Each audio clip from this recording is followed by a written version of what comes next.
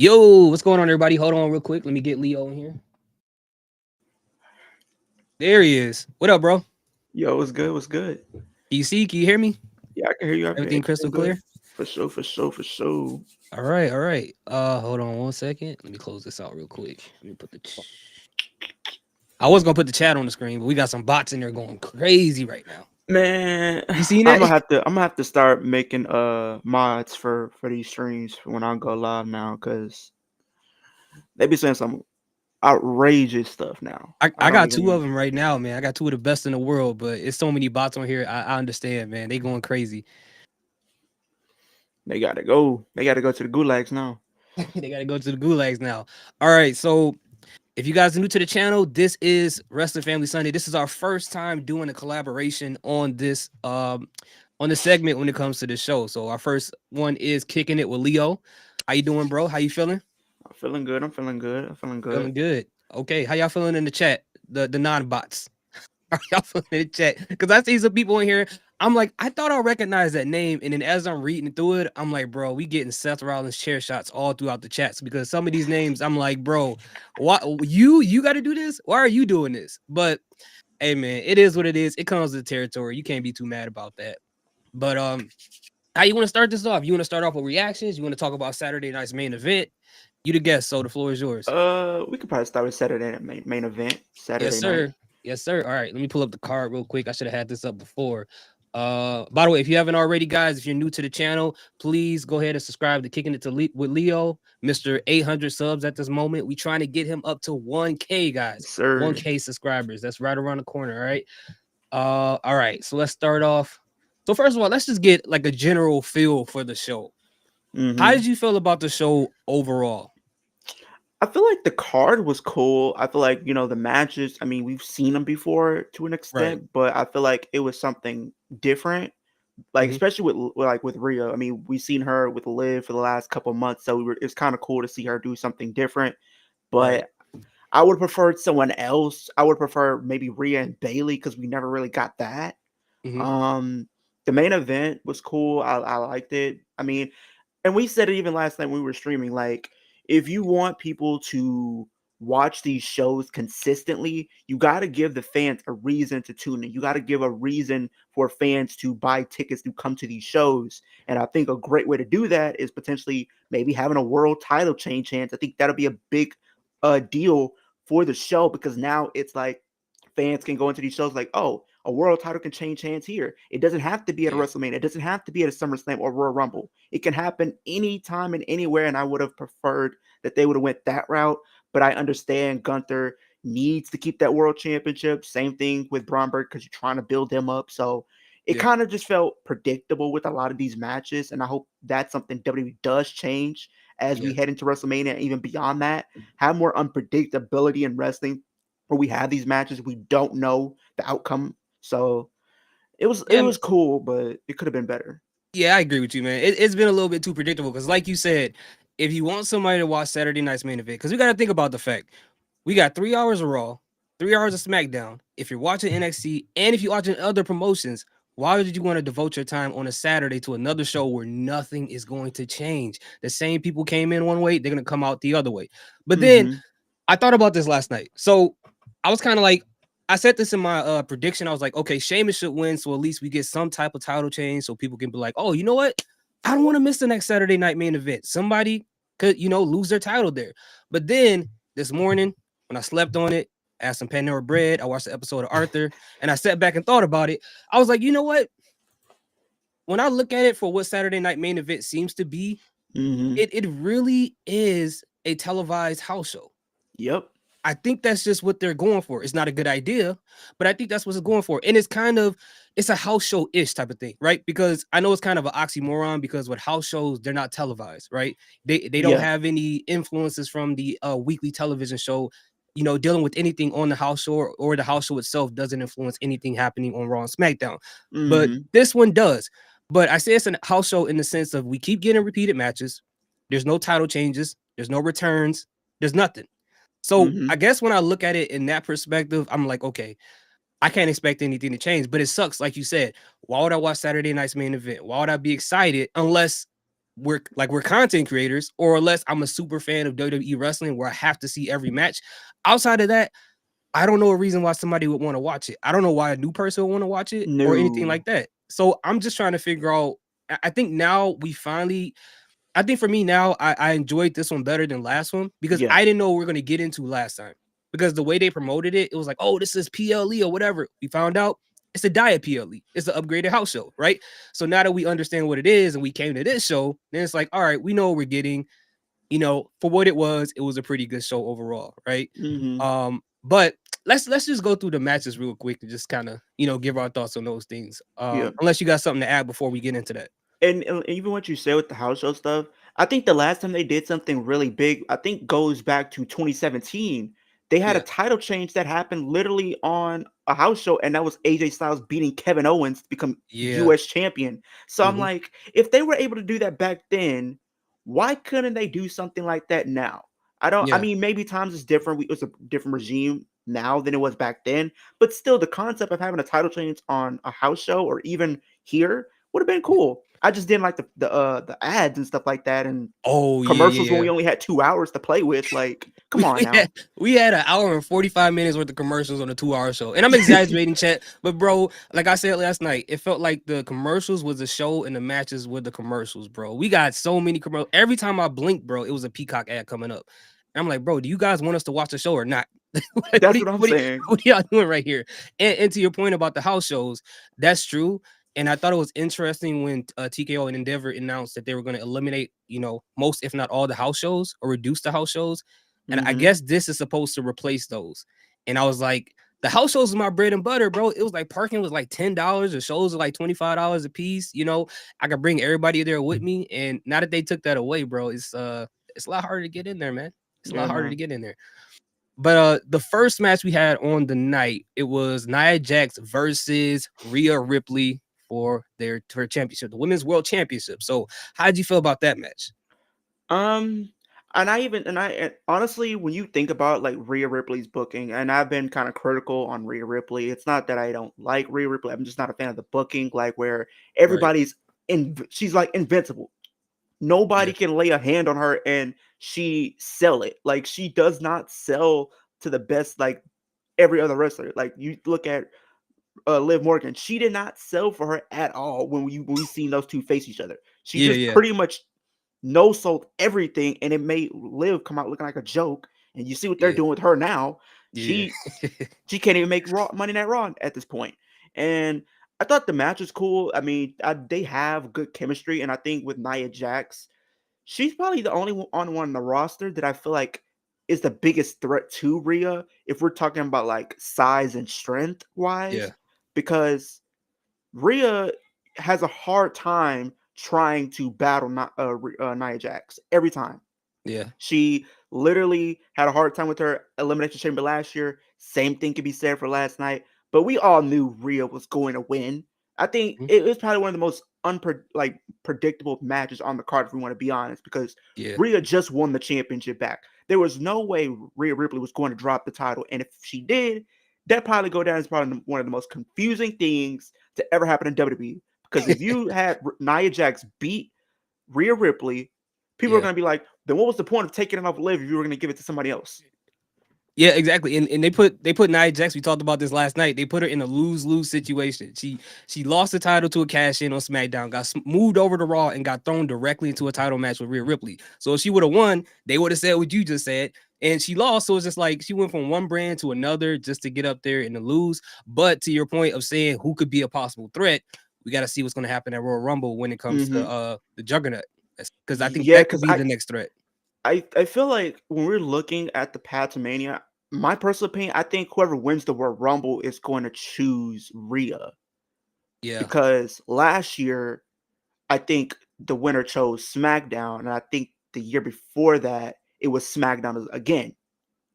Because you had yeah, Bailey win last year, Rhea won the year before that, and both end up choosing the SmackDown title. So I do right. think whoever wins this year will choose the Women's World Championship held by Rhea Ripley. Like Yeah, you said, Jordan Grace would be a cool match. Honestly, I think that'd be a good match for WrestleMania, or you can maybe say that for SummerSlam. I don't know, but yeah. me, I think Io.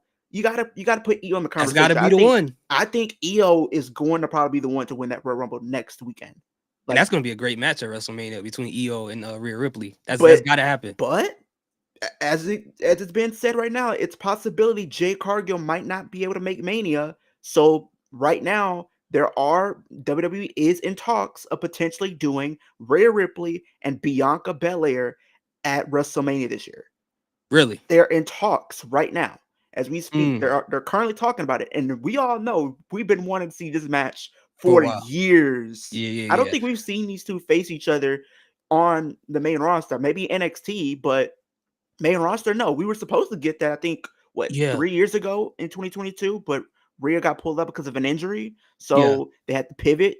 So I think I would love to see the match, but I think EO deserves it a lot more. I think the last time I remember seeing them in a like in a ring together was probably Survivor Series 2019 when they were on the NXT team. Because it was her, it was Candice LeRae, EO. Nia Jax, EO, not Nia Jax, Rhea Ripley, EO, yeah, and Tony Storm. They were all on the same team. So Mm-hmm. I don't think they've ever had a match against each other. If they did, I don't count the house shows, maybe some type of tag match or something. But as far as one-on-one, I don't really remember them, having a match against each other. I don't. But speaking of Royal Rumble, and I'm not going to talk about this now. We'll talk about this after Saturday Night Main Event review because I got like it's a quite a conundrum they got going on here.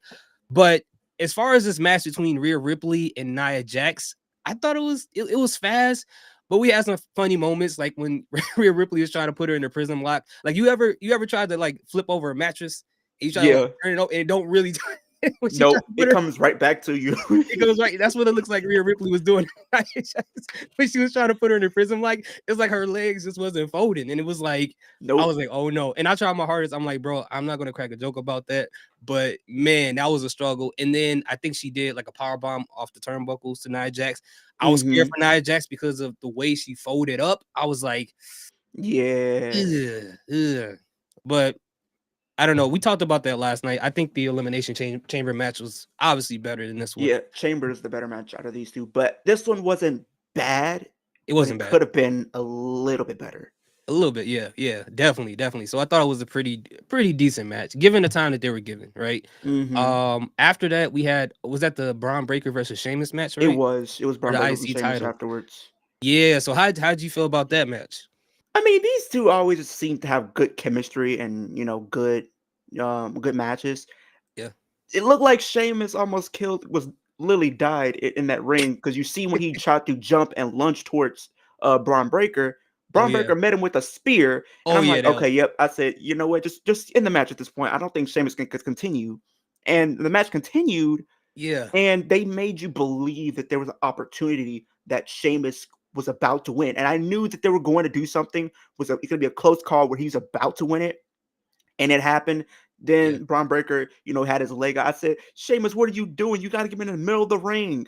And it's I don't understand how some of these wrestlers. I get it. I get it. It's the way it's being presented and how they go about booking the match. But Yeah. still, pin your opponent in the ring. There's nothing for them to reach. Yeah. And Yeah. I then, agree.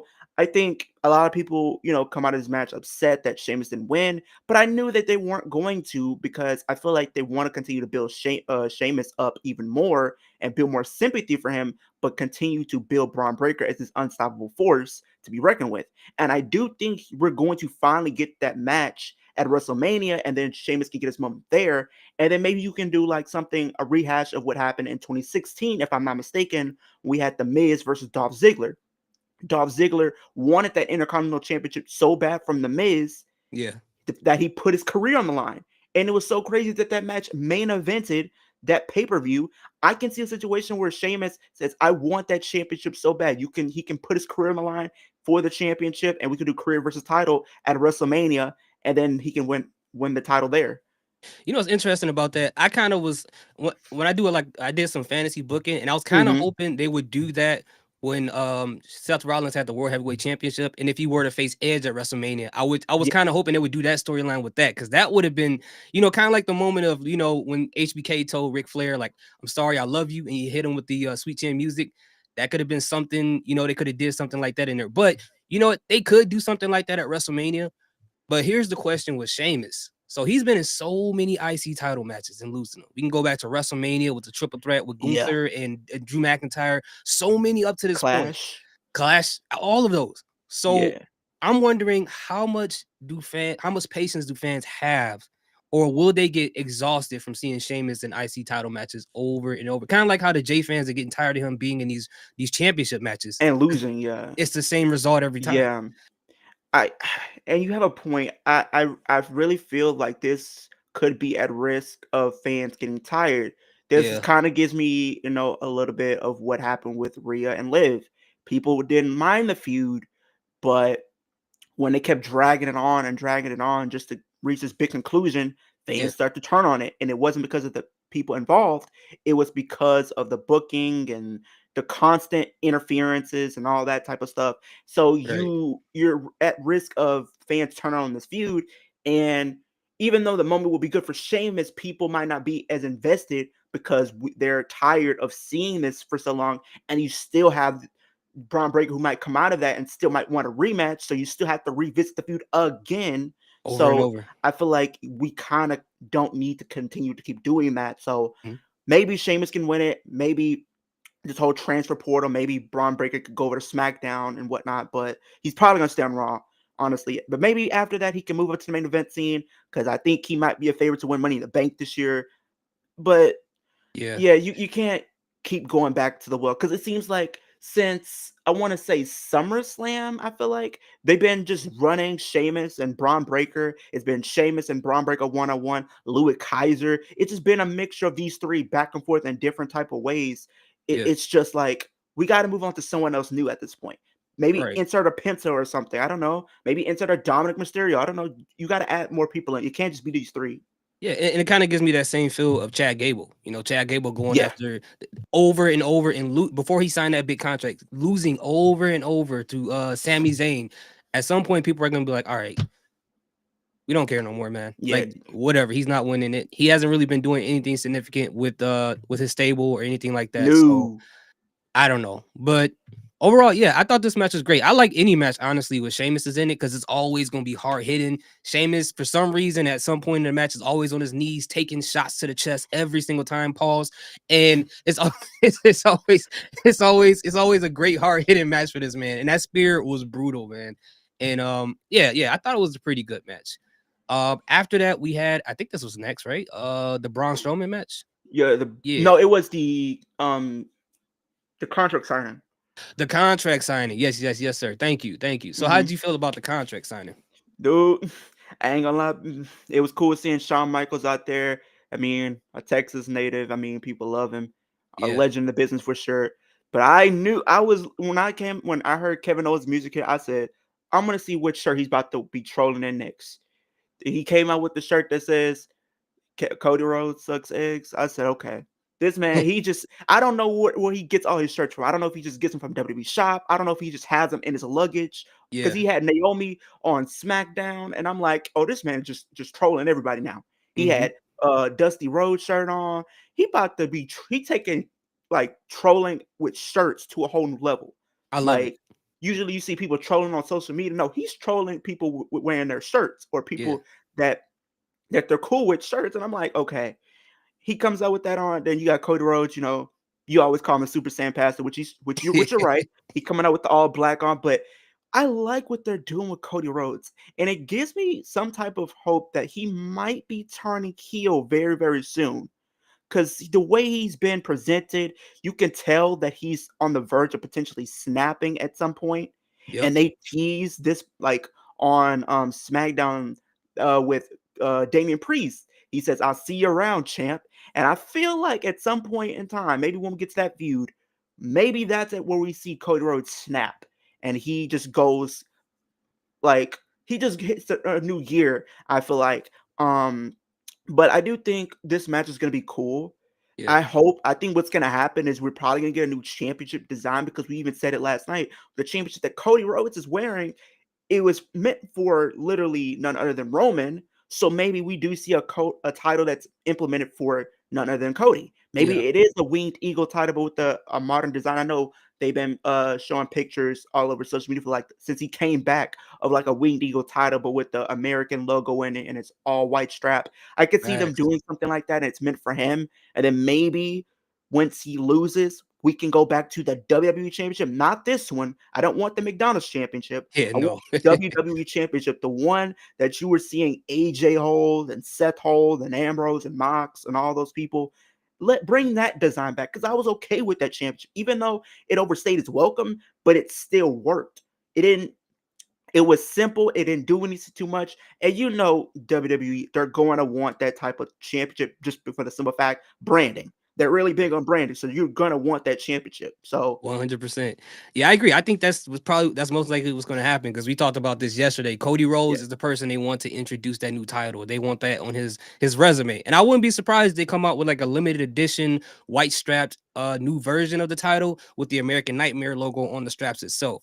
I wouldn't be surprised if they did something like that. But I agree with you. As far as Kevin Owens, it's like he took what Drew McIntyre did with the t-shirts and his feud with CM Punk and took it up to a whole nother level with it. yeah. And for those in the chat who don't know, I can't see the chats right now, but the shirt that Kevin Owens was wearing was what Terry Funk wore when he had a feud against Dusty Rhodes, where he said Dusty Hmm. sucks eggs.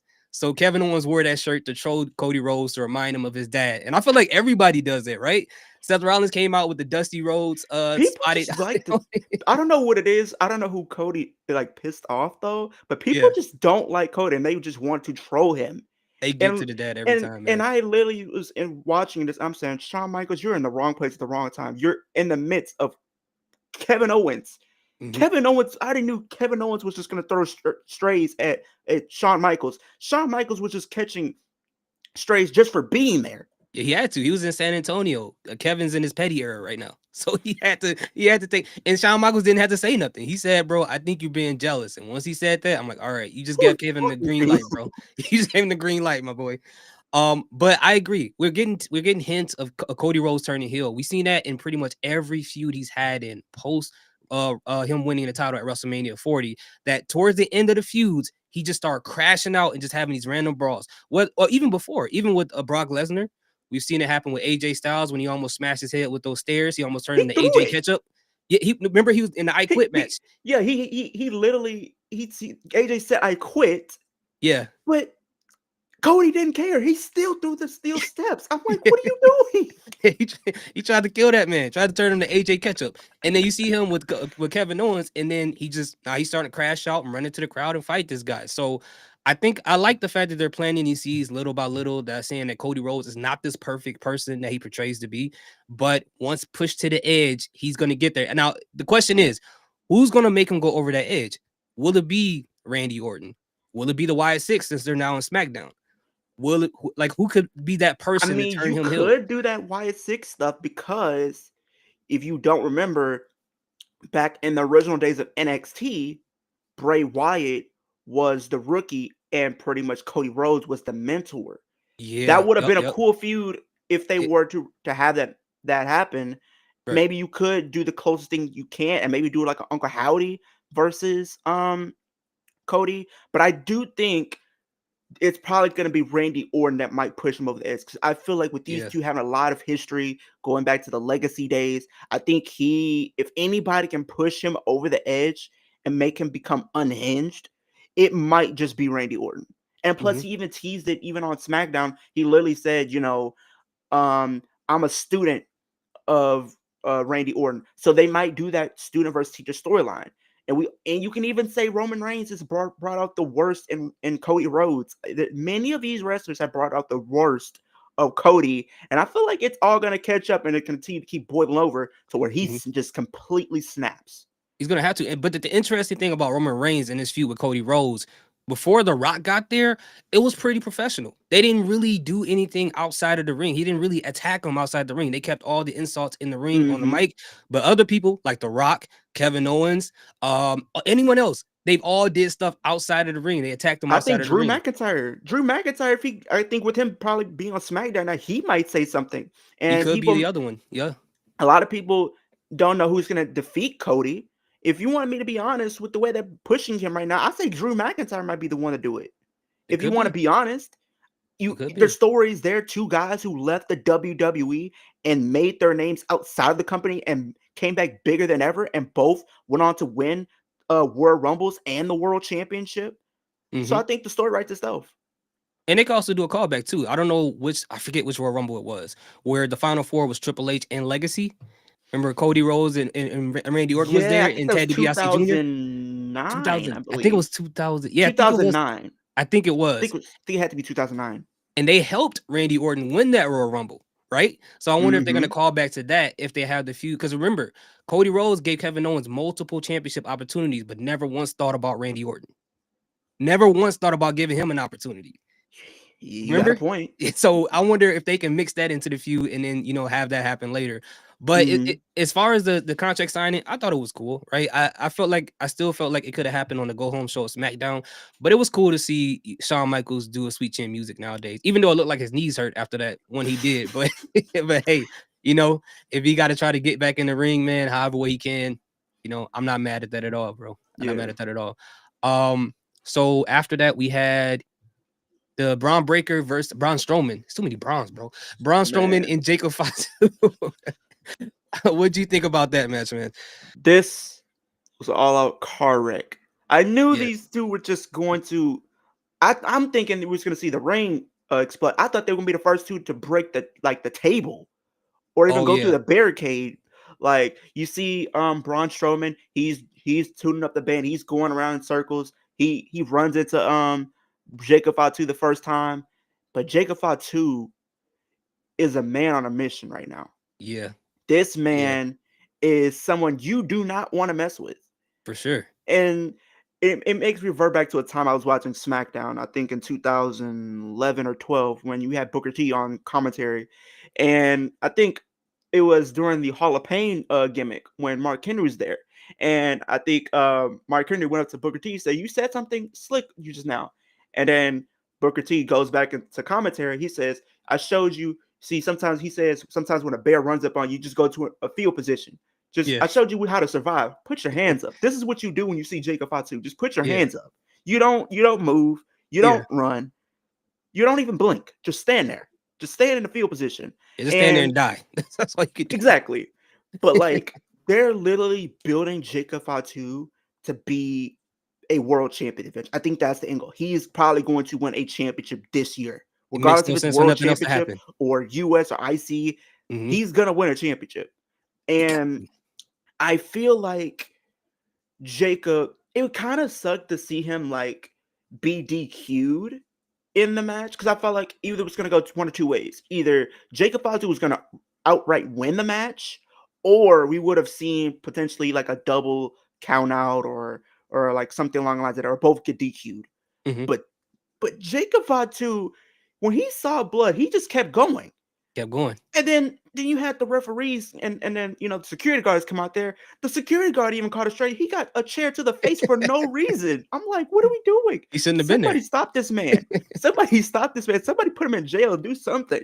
That's Press why as security, charges. if you running out for security for Jacob Fatu, let somebody else go in there first. You Yeah, don't need to be the first I'm person there. I'm not doing it. I'm He only I'm got good. one chair. He got one chair. It's gonna He hit one punched it. person. He Yeah, threw it. he He didn't threw it. even. You see some people like will literally hit you with a chair. No, he launched it at you. Yeah. I haven't seen nothing like this since Brock Lesnar threw like one of the office chairs at one of the referees. I'm like, what are we doing? I don't know if him and Liv Morgan got the same training with chairs at the performance center. Because remember, Liv did that to Rhea Ripley backstage. They They are have to. just first They being them have to. chairs. They probably got to be going to some type of trainer for that, like where they just be throwing chairs and stuff and just letting out the anger. He like, That's I'm what not they got to walking be all the way up doing. there. Pow. No, I'm But not. yeah, it was crazy. I honestly I understood the DQ, even though I wanted Jacob Hmm. Fatu to win clean, because they still want to protect Braun Strowman. And I think Yeah, that's why. And I think they still want to portray him as this baby face. So in order to do so, one person trying to wrestle the proper way, the other person tried to kill the man. He said, "Hey, you're bleeding. That's not enough blood for me, brother. I need more." So he just kept hitting him with the hip thrust, kept hitting him with a moonsault with security standing right there. Even Tama Tonga was trying to stop him. That's how unhinged he got. I feel like what's gonna happen is at Mania. I feel like he's gonna be in some type of match in WrestleMania. I Mhm. think it's gonna be Jacob versus Solo. I think that's the match we're gonna see at WrestleMania this year because Yeah. I feel like Solo is probably either gonna come back at the Rumble, maybe be in the Rumble probably, Mm-hmm. or sometime after that. And then I feel like Jacob being unhinged now, I feel like it might end up with Solo being one of the victims in the coming weeks as we head into WrestleMania, because you got to think he lost to Ulafala. Yeah. And when you don't have that, everybody around you don't see you the same. They saw you as the leader, but now they just see you as an equal to them. Right. So now you're gonna have Jacob Fatu probably trying to put this man on ice and try to send him packing. But Yeah. we're gonna see that. I feel like that's what's the story that we're gonna see. Jacob, he says, "I love you, Solo." I think the next time we see him, he's gonna say, "I hate you, Solo," and boom, Mm-hmm. super kick. He's gonna and you know what's really interesting even more about this is two things. We saw on Twitter that Tama Tonga and Jacob Fatu, they said blood in, blood out. I don't know if you saw that. They Yeah. all tweeted that. And then after that, we saw Braun Strowman bleeding as much as he did at Saturday night's main event. So I feel like, and I could be off on this, but I feel like the story that they're telling, because Roman Reigns lost his Ulafala, and then Solo Sikoa was like, oh, he wasn't brutal enough. That's why he didn't take care of business. So Solo got a little bit more brutal than Roman Reigns. He lost his Ulafala. Then Jacob is taking the brutality to a whole nother level Yeah. because he probably feels like Solo wasn't brutal enough for him. And then Yeah. once he faces Roman Reigns, it's the complete opposite sides of the spectrum going against each other in the match. And that's going to be interesting to see how Roman Reigns handled that entire situation. That's going to be a good match. I'm looking forward to Mm-hmm. that, man. I'm looking forward to it. Um, the next one we had was it was Main event. the main Main event, event. right? Yeah, yeah. World Heavyweight Championship between Gunther and Jay Uso. So how'd you feel about this match? I thought it was a good match, actually. I mean, Yeah, it seems like every time we see Jey Uso and Gunther, they always have good matches. yeah, It's just like you said, it's always predictable. Like Jay is not gonna win, and a lot of fans are upset. Like right now, it's like, how many times do we have to keep putting Jay in these world title matches, and him coming up short every single time? You got to yeah. think this goes literally back to 2020. He came up short against Roman. He came up short against Gunther. He came up short many times when it comes to these world title matches. And I Mm-hmm. feel like for Jay, he proved he even though he lost, I feel like he still came out with a W, because now he proved that he belongs in the main event scene with that performance. And I think the story that you tell throughout this year is him being in the conversation, and then maybe at next year's Royal Rumble, I think he has a good case to win, because if you think how Saudi Arabia operates, they're going to want to have the people who get the biggest pops to win these matches. And you cannot deny Jey Uso gets some of the biggest pops in WWE, period, point blank. And I feel Right. like at that point, you can have him become world champion, because you got to think a lot of people might not be in Saudi Arabia because, their beliefs or whatnot. CM Punk even already made it clear he's not going to be at the Royal Rumble. He said he's not going to be in Saudi Arabia. He does not want to compete there. For So 2026, right? yeah. Okay. So I do think Jay might get an opportunity, but I feel like maybe you make him Mr. Money in the Bank. I think a lot of people would be okay with him at least winning Money in the Bank. He could cash in at some point and become world champion.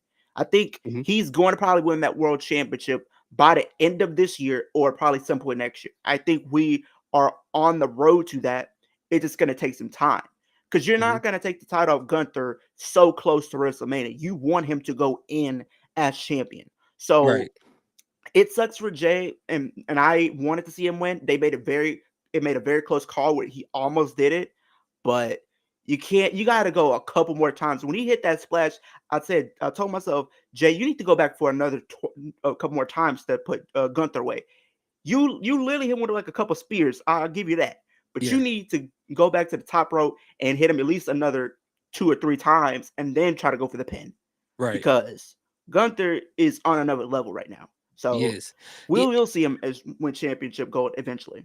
He's got to win it at some point, and I wonder if they're gonna put him in a match against Jacob Fatu at some point as well. If they want to make something a little interesting, as far as the whole situation goes. I don't know how they'll get there, but that Mm-hmm. will be kind of interesting. But I do. And speaking of the Braun Strowman match, it's kind of the same for Gunther. The way that Braun Strowman allowed Jacob Fatu to go over that way and make the other person looks strong, that's how you utilize your giants, especially if they're going to be a baby face. Gunther in this match, I like when Gunther's in a match with anyone small because I love them playing that whole Yeah. David and Goliath match. I'm not saying it's on the same level, but like Brock Lesnar versus Daniel Bryan, Brock Lesnar versus Finn Balor, Brock Yes, versus CM sir. Punk, Brock versus John Cena. I love seeing when there's the big guy versus a small guy because the story is already baked in, so you don't even have to go too deep into that. But I thought it was pretty fun. I thought it was pretty good. I knew that Jay wasn't going to win it here, given the fact of how fast they built this up. They just did 2 promos and boom, we're in a title match. And True. it's Saturday night's main event. Even though it would have been cool to see it happen here for the show itself, I just felt like we're so close to Royal Rumble. We're so close to WrestleMania. I don't know if they want to put Jey Uso in the main event at WrestleMania 41. Like, so I can't see him No, winning that title and then losing it like at Royal Rumble or after Royal Rumble that fast. It just wouldn't have made any sense. So people would have I been upset if that had happened. yeah, because it would have been the IC title all over again. Like, Now, if this was SummerSlam later this year and they decide to book this match for SummerSlam this year, yeah, then we can make a good case that Jay might actually win it. yeah, Because yeah, at yeah. that point, Gunther's been champion for about a year. Hmm. So I think if it was SummerSlam, he probably will win. But right now, since we're very close to WrestleMania, like you said, they're not going to want to put the title on him because then, like you said, it'd be like the IC title. They had him hold it for maybe less than a month and then took it right back. Hmm. Yeah, people are still upset about it. People have been way more upset that if he won the world championship and then lost it literally before the Rumble or Yeah. even like Chamber. Yeah, because we all know once you lose it that fast, we're probably not going to see him around or with the title for a long time, if Nope. ever again. So that just was like, all right, it's like WWE saying, "All right, y'all, shut up here. He got it already. Relax." Right. But here's the thing. Here's the conundrum I have for you, and has something to do with Royal Rumble and going into WrestleMania. Mm-hmm. And in chat, we may say some stuff that's like off, so just bear with us. We just trying to figure this out in a moment because I just thought about this before you got on the stream. The whole situation with CM Punk, right? Let's Mm-hmm. say I feel like he's not going to win the Royal Rumble. You say he is. It is a possibility that he can't. I feel like something's going to happen with him and Seth. But either way, how is this? If this is the plan to get him versus Seth Rollins at WrestleMania, how is that going to happen? That's the question. Because let's say Seth doesn't go into WrestleMania with a championship. If Mm-hmm. CM Punk wins Royal Rumble or wins Elimination Chamber, how does that Which make that match? you make a good point, but there's different things at play here. Now we Okay. still have that favor with CM Punk, right? And I was So going to go to that. we don't know what that is. Hmm. Now, from what I have been hearing from at least the majority of people, what's probably going to potentially be happening at Mania, there's 3 options right now on the table that they're probably going to go with. Okay. And one of them is straight up doing Seth Rollins and Gunther one-on-one, which will be a good match because we haven't seen Really that. good match. That's going to be a good And match. then you have Roman and Punk because you got to think that there's going to probably be some things that's going to be tied up with those two. So maybe you do that. Hmm. But you got to also understand not Cody Rhodes, but CM Punk made it very clear when he came back to win the Royal Rumble. He came back to main event a WrestleMania. Hmm. So maybe that favor is potentially putting him in a championship match where he maybe does win and doesn't even have to win the Royal Rumble. You Okay. could do that.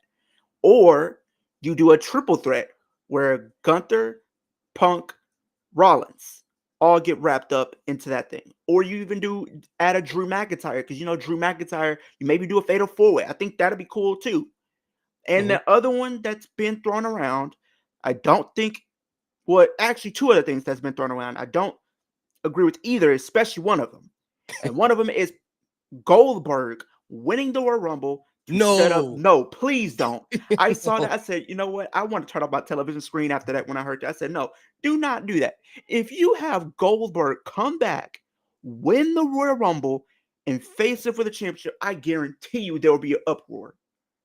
That crowd will be in an uproar if he were to win that match. Nobody Yeah. wants to see that. And the Nobody other wants to see one, that. the other one, now, granted, I think this will be a good match, but I don't want to see it. And that is none other than Gunther defending the World Heavyweight Championship against Logan Paul. Now, the Okay. match will be good, but I Yeah. don't think people want the idea of Logan Paul being the one to defeat Gunther for the World Championship. I don't think people want that as a reality. Right. What? Okay, so here's the thing. Um, this is what I'm thinking.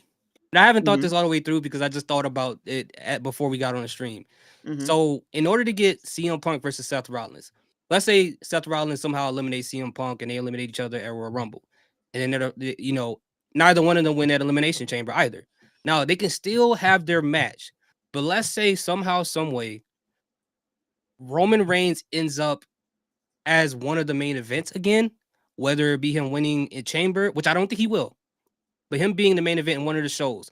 Now, what if the favor is that he tells Paul Heyman, like, hey, speak to Roman Reigns, ask him, you know, can I take his spot as the main event in that show? Now, let's say Roman Reigns is being, kind of like, I don't want to just give it to him, but we all know Roman Reigns have had tons of main events. He doesn't need another one. He's had almost all Dude, of them, so this many. better be night one. Yeah, This better be night one. If they doing Roman Reigns this year, it better be night one. It does yeah, not need to be night two. No, no, right, no, no. right, But like you right. said, I think maybe CM Punk eliminates Roman from the Royal Rumble, or even Could be Seth eliminates Roman. Because you got to think Seth Rollins and Roman Reigns could have a match at WrestleMania if you really want it to be. Because good, people been wanting it for years since the right. moment the Shield has broken up. Right, Hmm. people have been clamoring to see Seth and Roman one on one at a WrestleMania. And I think it's a realistic possibility that no one's really talking about, especially with how the main event of WrestleMania 40 played out. Right. Roman lost his championship because he was focused on Rollins. Rollins Yeah. was the reason Roman lost focus, allowing an opening for Cody to beat Roman to become champion. What if this happens as well? And that's a good idea. Now, what if this happens as well? What if CM Punk does win the Royal Rumble, like you said, but no, actually, what if Seth Rollins wins the Royal Rumble, right? And I know I this is think CM that. Punk's story. What if he selects Gunther and we get that match at WrestleMania, right? Mm-hmm. Um, and then CM Punk wins the Elimination Chamber. Now, I know this goes against everything as far as wrestling logic, but I feel like with Triple H, he kind of mixes things up a little bit, right? Yeah. So, what if CM Punk is like, okay, well, I got this Elimination Chamber. I want to face whoever beats Gunther versus Seth Rollins on night 2. So then CM Punk goes against whoever the champion. That could be Seth Rollins. It could be CM Punk versus Seth Rollins. CM Punk finally gets his main event that he's always wanted, and they can finally tie up the feud between him and Seth Rollins on night 2. Mm-hmm. What if we get that? But I don't know if I want to see Seth Rollins in 2 main events, right? Like I don't know No, how I feel about he that. kind of did two matches last year because he did the Yeah, tag match, yeah, and then you also got to understand we don't know what the card is going to look like because at any point in time, Rock can say, "Well, I'm going to be at WrestleMania." Then boom, we're back to square one because now he's going to shuffle up the whole entire card, right, and whatnot. So you got to still worry about that X factor because right. people still want to see Roman and Rock face each other in a passing of the torch moment. Yeah, yeah. So it really depends on when we're going to get that. But I feel like that might be saved for WrestleMania 42 next year. The way they're Or doing it right now, it just doesn't seem likely. But oh, anything yeah, can happen. So I yeah, really feel like we could see CM Punk face Roman this year if we're not going to do Roman and Rock this year. If Roman and Rock are not going to face each other and that's off the table, CM Punk might be the next biggest option right. because you got to think that there is story there. That favor is still in play. Maybe the story or the favor is I want a WrestleMania main event match, and he gets a WrestleMania main event match, Hmm. but against Roman, maybe on a night one, Yeah, and then maybe whoever wins the Royal Rumble gets the opportunity or something like that. Because I feel like the Royal Rumble winner should realistically get the main events yeah, for sure. Yeah. of both nights. Hmm. But realistically, that's not really the case because at least for the women, they Yeah. usually get like the co-main event at best. So I feel like that's going to be the same thing again Hmm. because you could do CM Punk Roman night one, then maybe whoever else wins the Royal Rumble maybe on night two. Yeah, and that's why it's like so like kind of confusing, which is a good thing because I don't know where, and we don't have to stay on this too much longer, but because I feel like because we already got this stuff going on with CM Punk and Seth, so it's like okay, how are we gonna tie up this whole thing? How are we gonna end Mm-hmm. this, right? But then at the same time, we got the Royal Rumble, so we don't know who's gonna win that. So if CM Yeah. Punk wins that, he has to face the champion. He can't go against Seth, who is not a champion. So then it's like, how are we gonna do that? And the other thing that comes to mind is when CM Punk, after he had the match against Drew McIntyre at Bad Blood on Monday Night Raw when he said, "I don't know how long my body can last." I'm like, I feel like that there is a retirement speech coming pretty soon. So it makes you wonder, how much time does he have left, before he calls it quits? So I'm like, is the favor he asked from Paul Heyman, maybe it is a match with Roman Reigns, maybe it is a main event thing, or maybe it's something not as sexy. Maybe it's something more sentimental, as like, Paul, when I have this main event at WrestleMania, I want you to come out there with me. It could be something like that. I don't know. I don't know. It's really hard to pick, but yeah, I don't know how they're gonna. However way they do the CM Punk Steph thing, I don't know how they're gonna figure it out. I really don't know. Like, Yeah. it's gonna be very interesting to see how they end this feud with all these different, situations happening here. But I don't know. We'll see. We'll see. Royal Rumble's next week, so that'll give us a lot of clarity on there. But And you're gonna be there live, so you're gonna probably yeah, get to see all the action pretty much happen. So if CM Punk wins, I'm gonna go crazy. I'm who gonna go wouldn't? crazy. I'm going to go crazy, man. But yeah, so you know what? I got 3 videos, man, we could check out together. So Let's do it. we got 3. Okay, so we got 2 from WrestleMania. I don't know if you've seen these already. One is 10 stale WWE stars who desperately need a new gimmick. Yes, sir. I actually reacted to that one, but we Oh, can you did react that to one? it. All Yeah, right. we can react to it still. It don't matter. Okay. And then we got 10 moments that made Triple H go off script in WWE. And then we got one that just came out. I don't know if I'm gonna get copyrighted for this one, but it came out by BDWJ Forever. Oh my God, Wrestling Highlights Part 110. It just came out like an hour ago. We might have to do the oh my God moments first. Yeah, we're gonna do that first. Yeah. Okay, For hold sure, on. Let me share my screen then. Oh, I see. See, it's weird because they don't let you see the chat. Okay. Oh my God. Oh my God. Let me know if you can hear this real quick. Listen to this. Yeah, I can hear it. You can hear it? Is it too loud? No, it's good. It sounds good to me. Listen to this. Okay, cool. All right, let's do it. Let's do it. All right, this for the YouTube. What's going on, wrestling family? Welcome back to the channel. We are going to react to Oh My God Wrestling Highlights Part 110 with my guy Kicking It with Leo. Before we get started, guys, go to his channel, hit the like button, subscribe button on his channel. I'm gonna leave the link in the description. Let's get into this. Listen to this. Oh my God! Here we go. Things around here somehow, as the door is now on fire. Oh! Cover! What? He kicked out of that? How'd a fire go off so fast? You're right, David. It seems to be Oh, no, fueling it no. on. Ah! Spear through the tubes and through Manslaughter. Oh, Bro, it's so hard to walk on ropes and your legs are like places that. that chair No, in Left leg is I'm done. falling off and off Effie rip. off the chair. Oh! And into a spider net. Looming there. Oh, TNA Genesis. It's not illegal to loom though. Oh my God. Yeah, I remember that spot. Holy hell! That's so nasty. Wind it up. Look out here. My God, using the momentum of Priest. What straight from Damien? Oh, Rhino.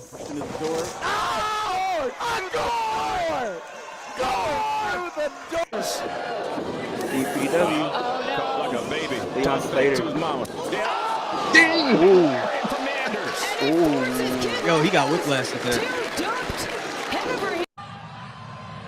Oh, Wait a Lord. minute. This Off match. the top, the all-the-way slam from the top. He got a lot of stuff going on in Genesis. You want to be a wrestler? You want to be a Got the referee? races in the I'm a ring. wrestler. I lead by example. Oh! Golf's leading by example. Oh, that lariat. Ichiban, his chest led the rest of his body crashing down to the mat. he doesn't see him. Oh Nick, no! Nick, he's gonna get it one way or the other. He's getting it all right. Oh, coast to coast from Fuego to Mander. Yeah, that's right. If she says it, she means it. Oh, there you go. There's the. Do your Oh, no. stretches. Oh, no. Young No, wrestlers, no, do your no. stretches. It'll save you. Oh, look at this crowd. He picks her up from the Whoa. splits deadlift. He picked her up. Oh, twat hammer. One.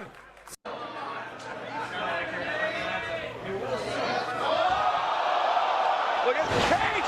Always the Young Bucks doing something crazy. We're talking about Eddie Guerrero a lot tonight. That was a tactic. We know it. Josh Alexander. The ring to get the advantage. Break something. Oh, yeah. guy's neck is done. Last ring in hand. Why is his underwear so high? I guess this is. Oh, wait, no! Steph DeLander. Spears. Cole Radrick. He's looking for a seven bridge with the superplex. Oh my goodness! Seven bridge superplex. Fighting for the advantage up top. Oh! Wait, Leo, you're not muted, are you? Through the No. I'm not Oh, muted. okay, my bad. tables out on the floor. Oh! Didn't miss the target that time. Yes, there is a Oh, tremendous Rosemary legacy. Slamovich. Rosemary. Oh, Slamovich upping the ante. Crazy spots Later in able Genesis. to roll through, gets kicked off. And I mean, Wow. but Vegan Westbrook gives it right back. Stop playing. This is the first match with Kikin, and I'm already excited. I'm gonna sit down. Live action going for a Oh man. wire net. Corner. And now gut wrench. Through the glass. What? Why do they do this though? Oh, excuse me. Oh, not the Legos. Are those Legos? Yes. That's it. Oh, she should go to prison for that. Evil intentions at hand. Oh, he ate that. Shakes it off. Who said I'd take those? DDT. Leo Rush flex the lariat, springs through, kick to the midsection. And Leo Zaguri Rush. does not bring Keith. Leo Lee Rush up. before he went to NXT. Leo Rush just incredibly well. And Tate. Girl. The coast from Tate Mayfair's. Okay. What is she going for here? Big roundhouse kick. Going for that packet. No! Who's gonna get? I know. Oh! Folding powerbomb and oh my! Oh, I Walking thought out it of was the corner with him. Oh! Launched through the They door. are obsessed with their. Man, choke slam back first on the chairs. Bro. Both near the On a spear, Slamovich sent into the tax. He knows why he's kicking you in a certain place. He's just not kicking there because it's open. He's inflicting damage. I feel like Mike Bailey's in a lot of these clips. I hope he don't go to AW though. I'm gonna be honest. Shoulder. Cage catches. Pops him up. Deep sea diverticulitis. Now gorilla press. Into the back fist. Discus lariat. again by Jordan Grace. Back and forth these two go. Look out! This match again. They're trying to hook the arms. Oh, wait a minute. Blanchard getting the better. Below. Parker all No, the way no, up. Swanton no. through both Maki and the Duke of Hardcore. The Duke of Hardcore. Take a look at pile drive, Jake through the floor. We've only had one elimination. Oh, big eye strike.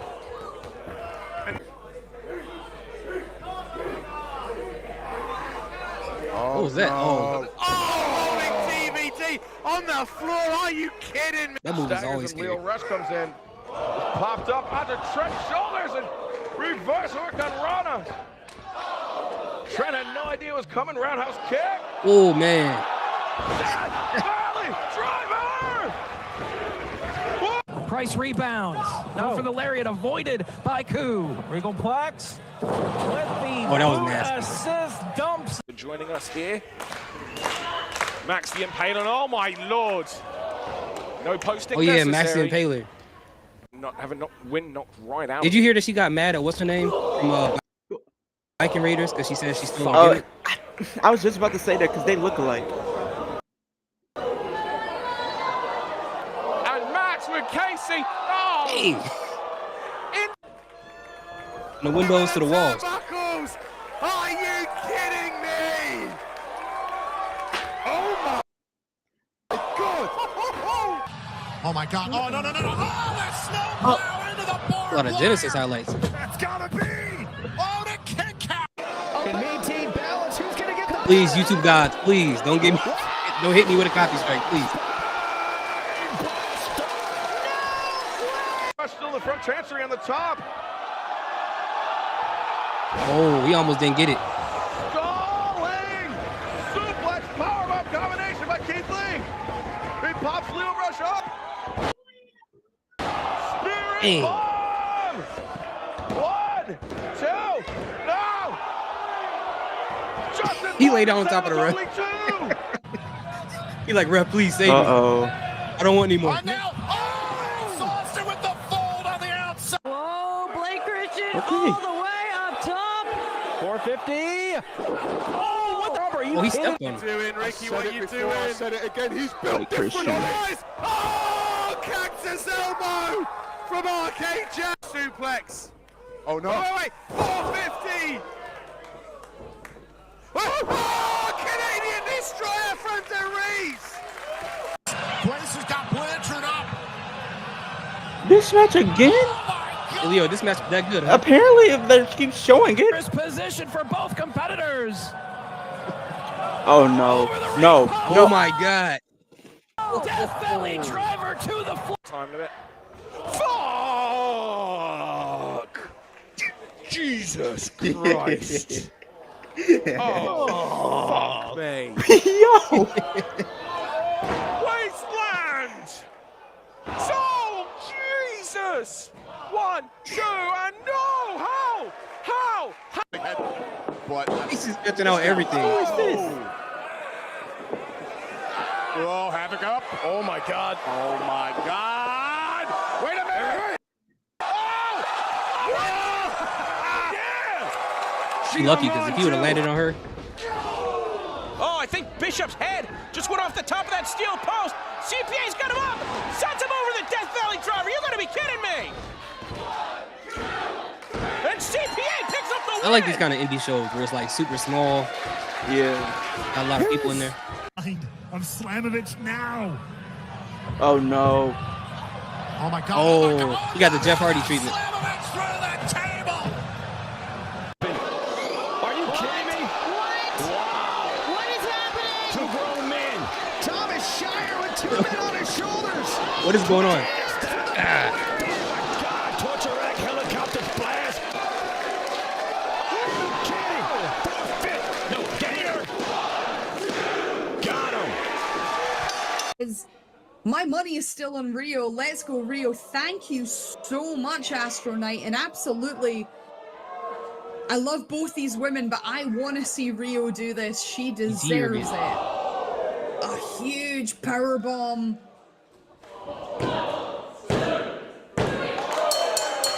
I don't know who those are. That is Time. Oh, Marcus. Oh, Double spring. Oh my God. that's scary. Oh my God. Casey. Why do they Pounding those guys. do these spots, man? I don't get it. Go. Casey Jacobs is hardcore. Casey. Oh, Oh, right into the present. into the present. Turns out Ricky Shane Page is in the box cover. Then Casey by the throat. Oh, God damn it! Music. If we don't play the music, Is she still wrestling? She got to come to WWE. I think so. Hold on. Double header cover. Cole Johnson, number 1 contender to the national title. Wait a second. Oh my God. Oh my God. Oh, Red No. Graham into the steel chairs. Good God. Slamovich wins the clock. He's thinking about it. No. No. Not on the ladder. Through the ladder goes Drew Parker. What kind of ladder snap like Holding that? on. Effie with Vance Warner. Super.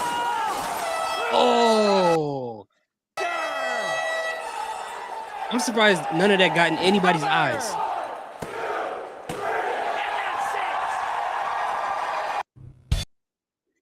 You That's could nuts, not pay man. me to take some of these spots. I I'm can't do sorry. that.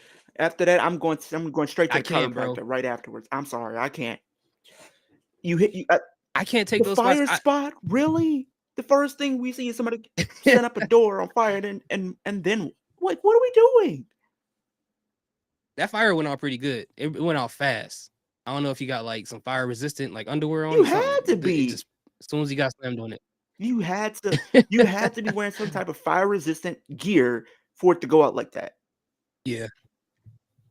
That's nuts, man. I can't do it. I cannot do it. So you want to do the 10 wrestler who desperately Yeah. need a new Yes, gimmick. sir. What am I saying? All right, let's do that. Do share screen. This restream thing is not bad. It's pretty all right. All right, so this is for YouTube. YouTube guys, we're gonna check out 10 stale WWE stars who desperately need a new gimmick. I'm doing it with Kicking It with Leo. Go ahead and subscribe to his channel. I'm gonna have all his information in the description box below. Let's get this man to 1K. Let's get 10 into it. WWE wrestlers who desperately need a new gimmick. Number 10, Apollo Crews. Now, Apollo Crews has been on the WWE main roster for almost a decade, and in that time, Crews has gone through various character reinventions and gimmicks, but none of them have truly catapulted the talented star to the next level. Crews had a semi-successful run in NXT before he was recalled back up to the main roster in 2023.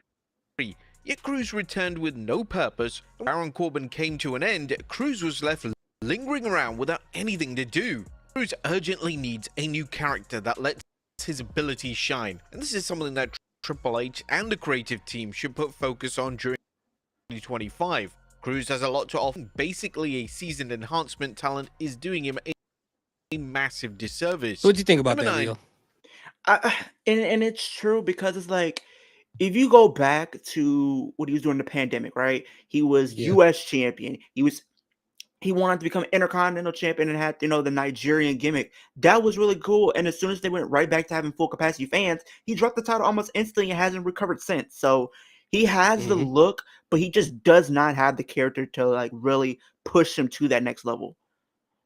No, yeah, I agree. And he's really talented in the ring. So the fact that they can't find a character, like that one time when he took a trip to Wakanda when he was down in NXT, when he had that group behind him. I think other than that, and him having a tag team with Baron Corbin was probably the best things he's done recently.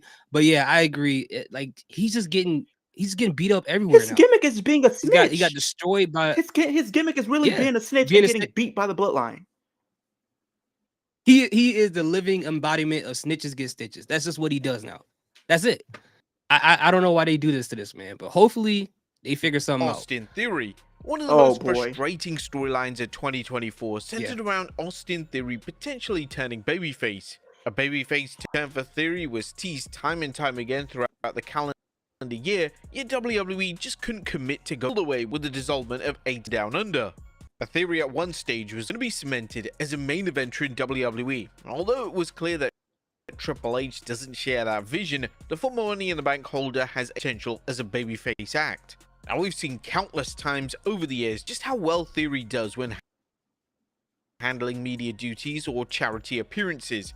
This is what WWE looks towards when making decisions on who are going to be the top babyfaces within the company. Is 2025 the year in which Theory finally turns babyface? Well, time will tell. Number 8. All right, so I know you got strong feelings about this one. So how you feel about this one? I'm an Austin Theory fan, man, and it kind of sucks seeing him as this, but it's understandable. But just because it's like you look at him and you see how he interacts with his fans and him in like different interviews, he just has a very wholesome. He's just very wholesome, and I feel like him being a babyface would do wonders for him because him as a heel isn't really working. You can tell even going back to NXT when he's part of the way, he actually was entertaining. People were gravitating towards him because it seems like he was just being more of his genuine self. But this, when he came into the main roster, being the new chosen one of Vince McMahon and him being catapulted to the main event scene so quickly, I wasn't a fan of it. And then when he won the Money in the Bank, he failed to cash in. It even through when he was Mr. Money in the Bank, they made him look like a joke. He couldn't cash in on Roman. Yeah. Roman clowned him. He said, "Your dad's not here anymore." When Roman cut that promo, it was just pretty much dead at that point. It was just no reason. Yeah. But now with them teasing this babyface turn for like the better part of a year, they gotta do something with this man. Like, he has all the potential in the world to be a world champion. He has the look, he has the charisma, he has the mic skills if you really actually let him go. So there shouldn't be an issue why you can't break away from this tag team and let him do something. Like, if you were to tell me what's a good thing for him going on to Raw, finally break this team up on Raw and let him go after the Intercontinental Championship. Let him go after the IC title. He's already held the US. He's already held tag team. Yeah. Let him hold the IC, and then maybe, just maybe, he can have a showdown with Gunther at some point and have a world title opportunity. Yeah, I used to watch this man back in Evolve, and I always felt like he Yeah. had star potential, and he was super young back at that time, and he was like one of my favorites in Evolve at that moment. And I was like, if he ever got an opportunity to come to WWE, give him about 10 years, and he'll be a huge star. Now, when he got moved up to the main roster, and I feel like, and it's rare to say this, when he was booked under Vince McMahon, I felt like he was booked better than he is under Triple H. And it's kind of weird to think about that, right? To have him have the Money in the Bank contract and fail cashing in on a mid-carder, but at the same time they put him in a weird situation where you knew Roman Reigns was not going to lose that title. You knew it. So who was he going to cash it in on? Yeah. He had nowhere to go. So it was like, it felt like no matter who won the Money in the Bank contract that year, it just wasn't nowhere for them to go. And then when Triple H came out and said, "Oh, now you can cash it on anybody," I was like, all right, I knew where they were going to go. Okay, give the man a mid-card title, but then he failed that. I'm like, it was what's so next? weird. What's Because next? it's like, you could have just kept the Money in the Bank on him, just because if you think about it, a couple months after he failed his cash in, they introduced a world championship for Raw. He could have cashed in the finals when you had Seth and AJ. He could have cashed in on that and then made a triple threat. He could have pinned maybe like an AJ and then won the world championship. Right. Yeah. So like I said, like no one had it. Roman had both titles. So where were you gonna go? You weren't gonna take a He title wasn't off gonna Roman. beat Roman. He No wasn't. one. Yeah. No, there was no way. There was no way. So yeah, he definitely needs a refresh, man. I agree. And they shouldn't have put both of them on Raw. They should have kept maybe Grayson on SmackDown, moved Austin over to Raw. I think that would have been a better situation, but I don't know. I don't know what they're doing nowadays, but I got a lot of questions than anything else. Braun Strowman. Since returning to WWE, Braun Strowman has been presented as a babyface across both Raw and SmackDown. Whilst the former WWE Universal Champion is great in this role, his monster gimmick has truly run its course, and it's time for him to find something new. Strowman is definitely better at babyface act, and his wild antics and spots definitely face character, yet Strowman is clearly lacking in character development, and this is what WWE needs to rectify.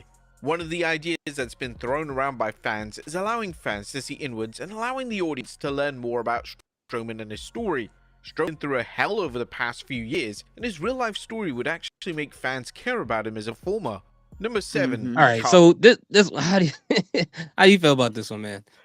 I mean, they made some great points. Braun Strowman, you know, back when he was enduring the whole Monster Among Men gimmick, when he's beating up Roman week after week in 2017, says, "I'm not finished with you."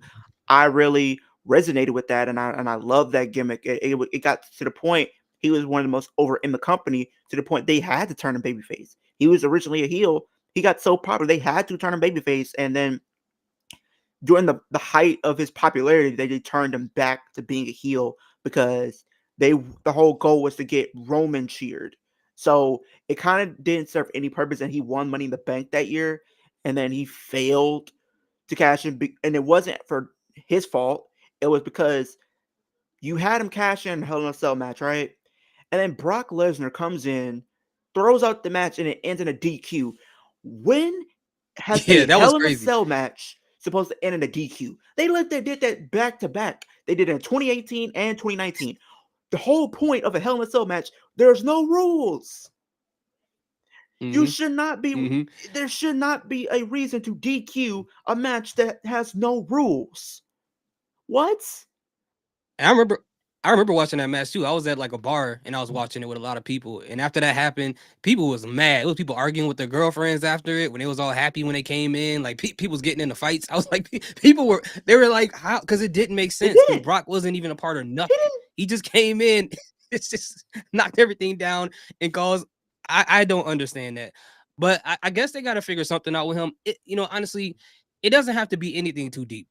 It don't have to be anything like a deep storyline or back lore. I mean, he could be monster amongst men and then have a little bit of character development. Because for someone to be that destructive, you don't really need a storyline Maybe that's that deep to justify what's I happening don't there. know what you do with him. Maybe with him being on SmackDown, he could go after the US title just because that's the one title that he's not yet held. Yeah. Or Mhm. maybe he doesn't join, but has an allegiance with the Wyatt Six because the Wyatt Six is now on SmackDown, and you have Braun Strowman over there. Yeah. So maybe either have him join the faction, but I don't think that's going to be the case. So at the very least, maybe you have an allegiance with him. Right. Yeah. And I agree. And as far as his character, they don't have to do anything deep. No, Like I know he's a baby face, but even like Brock Lesnar, when he goes around and destroy people, people love it. he don't have need to have a deep story. You don't need to know. Oh, he's on child support, so now he's upset because he can't buy what he wants to buy, and now he's attacking everybody who's married and got kids. No, you don't need that. He didn't need a deep Yeah. storyline when he attacked One Leg Greg, whatever the kid's name, One Leg. We didn't need a Oh, storyline yeah, for that. Zach Gowen. So even though Zach, I forgot his name, but even with Braun Strowman, even though he's a baby face, at least for now, him being the monster right now, if he's going to put people over like he did with Jacob Fatu or have great matches with people who are supposed to be monsters, like we did with what's his name? His name is not. It's not Jonah Hex anymore. It's Bronson Reed. Bronson Reed. Yes, Bronson Reed. When he had with him, that was perfectly fine. I like those type of matches where it's just like two monsters fighting, really no storyline behind that. And I feel like sometimes we're missing some of that when it comes to WWE, where people are just having a wrestling match because I just want to show that I'm better than you. I don't need to have a long-term story booking or anything deep like that. Right. But yeah, that's just me on that one. Carlito. Carlito's booking since returning to WWE This man is a hasn't certified exactly set the pincushion. world on fire. Carlito has mainly been used as a side character in the Judgment Day, and whilst at first this acted as passable comedic relief, it's quickly gone stale, and fans are starting to question the point of Carlito in the faction. Despite being one of the most seasoned male stars on the roster, he barely wrestles, and if he ever laces up his boots, his performances are often met with criticism, as Carlito has dramatically regressed in the ring. Now, whilst his original gimmick was a classic and maybe dated, it'd be in WWE's best interest if they revert Carlito back to the final WWE run. Is considered a total failure. Is it? You think it's a failure at this point? Yeah, because it's like at first I'm thinking Carlito coming back was cool. I mean, he got a good reaction, like a really huge pop when he came back at Backlash 2023. But outside of that, they haven't really done anything. Like has not done anything. He's been a tag team champion before. He's been US champion and been Intercontinental champion. And I felt like if him coming back could have been a big deal if they would have booked it right. He could potentially be at least a challenger, or at least maybe won the world championship, even if it wasn't a long reign. Maybe it was a transitional reign at best, if booked right. But right now, he is a human pincushion. Every time we see the Judgment Day have a match, he is literally taking a beating. Every single time they have a match, and then him and JD come down there. Both of them are just taking beatings. And besides that, what is he doing? It's so what is he weird, doing too. besides that? Flirting with Raquel? That's it. Yeah, comedic relief. And it's so weird though, seeing both these guys, especially JD McDonough. For people who got introduced to him on the main roster in WWE, they would never know when he was Jordan Devlin. NXT UK. They didn't know how good he was in NXT UK. He was killing it. He was crazy in the ring. He was a great heel. Now he's just goofy, Pez dispenser head guy that just makes people laugh. And the same thing that goes for Carlito. We remember how he used to be, as you said, and now he's just a comedic relief. I have a fear that once the whole Judgment Day gets split up, they're gonna put him in the speed division. Dude, when it comes to they already got Chad Gable Carlito in the speed division. I feel like that's what's gonna happen. And he just signed a new contract. So what is he doing down there? Like what is he doing? I think who is it? Chad Gable versus Chris Sabin. And the winner faces Dragon Lee for the speed title. Are you serious? Yeah. Like, come on now. Like, it's great. It's like they built these people up and it looks like something's gonna happen. Then when they sign the contract, they make him do something dumb, like they did with Chad Gable, like they did with Drew McIntyre. They gave him a whole sword just for him to to fail to cash in with the Money in the Bank. Like, what was the whole point? I don't understand why they do that, but it's like we got him, so whatever. But yeah, I agree. Finn Balor. In about to have the December whole Judgment Day 2024, when on this WWE list. formally announced that Finn Balor was the #1 contender At for the this point, they're about to put the whole Judgment Day on this list. Success his attempts to capture the gold. This was the Mm-hmm. major issue, as it highlighted just how damaged Balor is as a character, and it was a sign that his persona needs a major overhaul. Balor has quote-unquote been the leader of the Judgment Day faction for several years now, and even though the majority of his work has been great, it's time to do something new with him. Right now, Balor currently lacks credibility, and his motivations as a heel are all over the place. There have been calls from fans to see Balor revert back to being a babyface and stay behind him, and this could possibly be the best move for his career. The majority of Balor's most exciting feuds and matches have been as a babyface, and seeing that babyface style persona return with an added edge could be the right step forward. Currently, we have any plans to bring back the beloved demon persona, but this will be another welcome step in the next evolution of the inaugural Universal Champion. There are a lot of rumors online regarding the state of Balor's faction, and some fans have theorized could act as the final nail in the coffin for a stable that has been dominating Raw since 2022. No. Number 5. No. Please don't. Oh, that's not happening. No. No, I With don't the want to see YSX? that. No. Yeah. No, I don't want to see that either. They got to do This something. guy- He's in I don't limbo. understand it. What are we doing? Yeah. Finn Balor is like one of the best on the roster from an in-ring perspective, if you want to be honest. Yeah. And that's why he was like my dark horse for winning the Rumble. Like that's like my dark horse there to like finally get him to win a World Heavyweight Championship, because that's what he's been fiending over. That's the story that's been telling with him as far as being this fiend since his match against Seth Rollins at SummerSlam. Like it's been this thing that he's been after for a while. So it's like, how do we cap off the storyline without making it end awkwardly and They splitting up made the Judgment Day? fans really believe that they were going to do something, because you look at the summer last year where the Judgment Day story was like really starting to heat up with Liv Morgan trying to get into the good graces of the Judgment Day, right?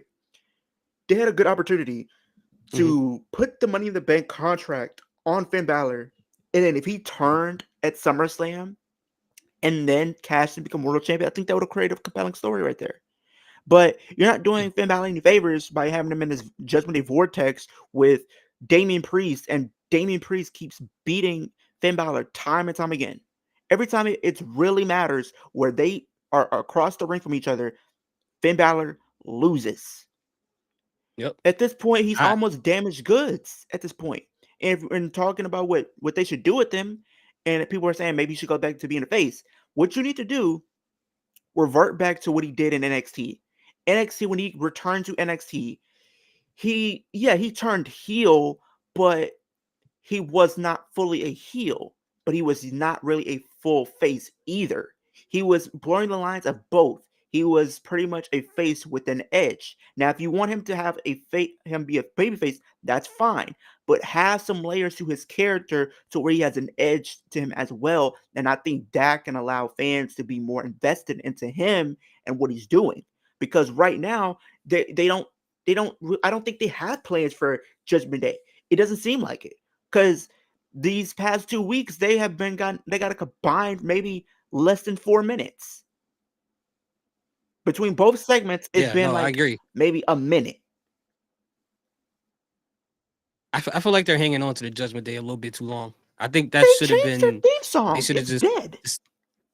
Yeah, it's dead. I guess it's supposed to match with Finn Balor's theme in a sense to show that he's the leader now. But this rendition of the Judgment Day doesn't make sense. It's already falling apart. I just hope they don't drag it on like they do with the Austin Theory and the Grayson Waller thing. Like put them up. We already see Dominic and Liv is planning something to do something against the Judgment Day. We don't know if Liv Morgan fully trusts I don't think Dominic she Mysterio. So I don't think she does, because I think what's going to happen is this has been going on a couple of times. People have been talking about this. Either or at least Liv might end up leaving and going to SmackDown, right? That's one option that they've been talking about. The other option is Liv and Dom go to SmackDown, and then maybe Liv starts to see Dom be a little bit buddy with Tiffany. Liv gets upset about that and she turns at that. Or the way they're planning it, I think Dominic might be in trouble because Liv knows Finn Balor will be irate at the sight of Dominic Mysterio trying to win the championship and have the titles and the judgment without him. She knows that. What I think is going to happen, and he didn't call the shot either. Well, pretty much Dominic did call the shots. You could kind of tell he's been. No, I mean Finn Balor. Exactly. Finn Balor. But what I think is going to happen. Yeah. Because you got to think there is still some unfinished business within the judgment, at least for Liv and Finn. Because if you go back to last year when it was starting to pick up, we saw Liv left the hotel key card and we saw Finn Balor pick it up. Now we know Finn Balor said that, oh, I was the devil on pretty much Dominic's shoulder. I told him to go with Liv. But what if there's some things that they have left out that we don't know?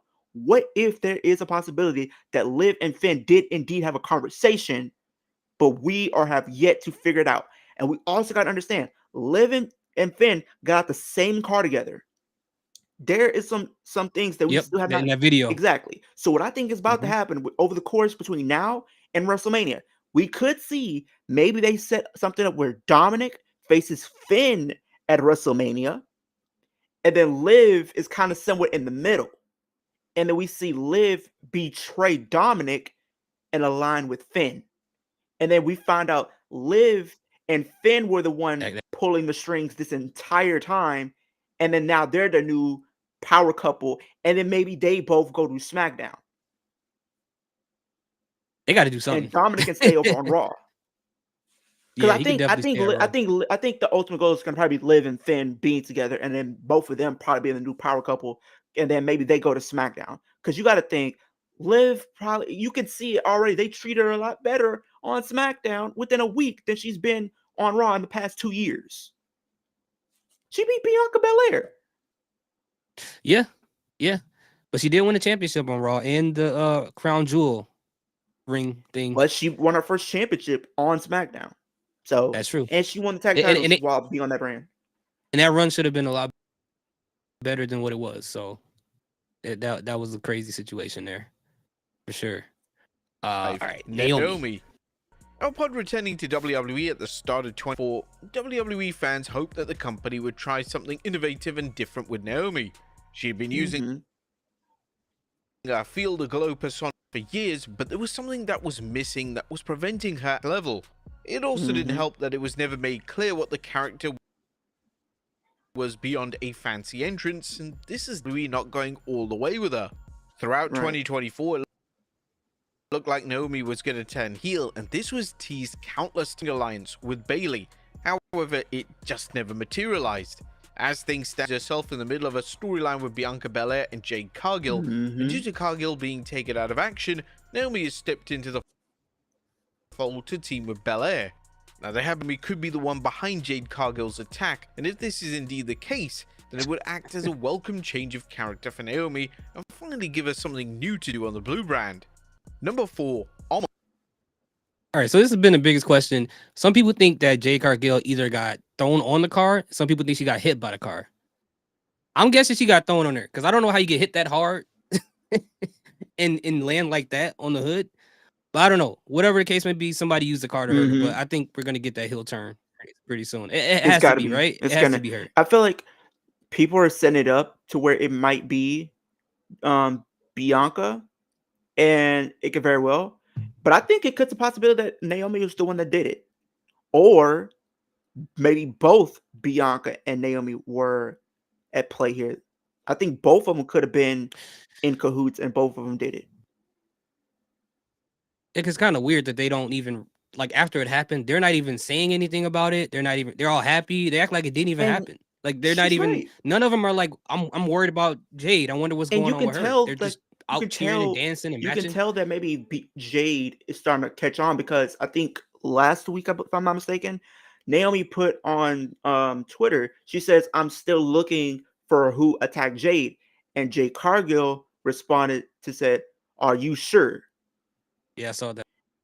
So I feel like Naomi has something to do with it. And going back to her character, she's always kind of had the same character. Like she's only really had. I know she had the Funkadactyls thing when at first. Then she, she was with she was with Team Bad with Sasha Banks and Tamina, which was cool. I think she really shined as a heel. And then even after she left and went to TNA, it seemed like that character still followed her wherever she went. And I feel like maybe now she's a good time to reestablish herself and come up with a new character and kind of just get away from like the glow gimmick for good and do something else. Because with her being in this storyline, she's gonna turn heel and she's gonna come with a different character. So, and she doesn't have she really doesn't have a character. It's just glow. That's it. She just glows in the dark. And that's about it. I can't really tell you anything deeper than that when it comes to her. But yeah, she needs to turn heel. I think that would be a great character change for her. I'm glad she went to TNA to prove herself and come back. That was a great thing for her. Almost has disappeared entirely from WWE television, and he's been forced to work on his internet presence, particularly his YouTube channel, to stay in the forefront of the fans' minds. Almost impressed in featured matches against the likes of Brock Lesnar and Seth Rollins, but this wasn't enough for WWE to keep him on television, and Almost was just relegated to making sporadic house show appearances.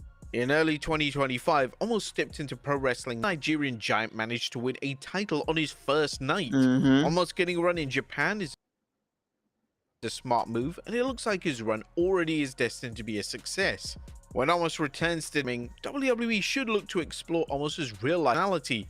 He's connected with the fans thanks to his social media content, and his real interviews make him seem like the sweetest, most genuine wrestler in the world. In this day and age, a generic big guy just isn't going to cut it, and little development could go a long way in getting Almost over with the gents. It's not just the WWE fanbase that has been impressed with Almost, as even the legendary Undertaker allowed Almost a guest spot on his podcast. The podcast was received unbelievably well, and the dead man would later urge WWE to take another look at what Almost could potentially bring to the table. Number 3. He has a great personality. Yeah. If you've ever seen any of his videos outside of WWE, he can talk really, really well. And I saw that he relinquished that tag title. He even said in a gave it to promo, someone else. He's coming back to WWE. So he'll probably be in the Rumble. Maybe you send him down to NXT if you feel like he needs a little bit more improvement. Obafemi, maybe he could face Talafala. I think Obafemi would be cool. He could face Kaleo. Obafemi, yeah. Obafemi will be cool, definitely. Or they could faction him up. Maybe they could have Omos as part of his faction if they built one. That'd be cool.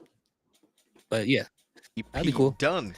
That was a great move when WWE decided to ditch the Butch persona and allow Pete Dunne to be, well, Pete Dunne again. Ultimately, this has had little to no benefit to Dunne, as outside a feud with Sheamus, his character was stale within a matter of weeks, and the former WWE UK champion often finds himself on WWE main event, which is clearly a sign that WWE have no creative plans for him. Dunne is an outstanding wrestler and could be a great addition to the mid either Raw or SmackDown, yet he currently lacks any character development. Debuting a new gimmick with his Pete Dunne name should be the move forward, and it may begin to enamor fans towards the popular star.